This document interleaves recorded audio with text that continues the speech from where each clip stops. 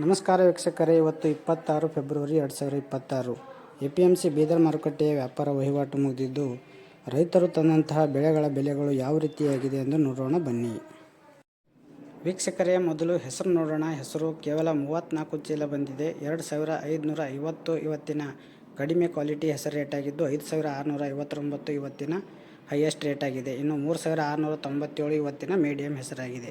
ಇನ್ನು ಉದ್ದು ನೋಡೋಣ ವೀಕ್ಷಕರೇ, 71 ಚೀಲ ಬಂದಿದ್ದು 3669 ಇವತ್ತಿನ ಕಡಿಮೆ ಕ್ವಾಲಿಟಿ ಉದ್ದು ರೇಟ್. ಇವತ್ತಿನ ಉದ್ದಿನ ಹೈಯೆಸ್ಟ್ ರೇಟ್ 6711. ಇನ್ನು ಮೀಡಿಯಂ ಉದ್ದು ರೇಟ್ 5799 ಆಗಿದೆ ವೀಕ್ಷಕರೇ.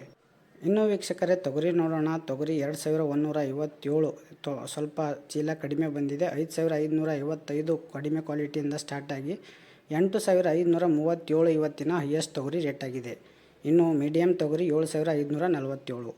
ಇನ್ನು ಕಡ್ಡಿ ನೋಡಬೇಕಾದ್ರೆ 789 ಚೀಲ ಬಂದಿದ್ದು 4329ರಿಂದ 5262 ಇವತ್ತಿನ ಹೈಯೆಸ್ಟ್ ರೇಟ್ 5262 ಆಗಿದೆ ವೀಕ್ಷಕರೇ.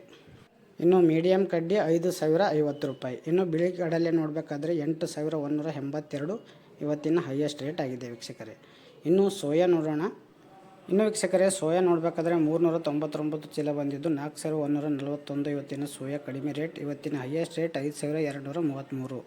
ಇವತ್ತಿನ ಸೋಯಾ ಮೀಡಿಯಂ ರೇಟ್ 5084. ಸೋಯಾ ಕೂಡ ಇನ್ನೂ ಸ್ವಲ್ಪ ಕಡಿಮೆ ಆಗ್ತಾ ಇದೆ. ಕುಸುಬೆ ನೋಡಬೇಕಾದ್ರೆ 5800ರಿಂದ 7100 ಆಗಿದೆ ವೀಕ್ಷಕರೇ.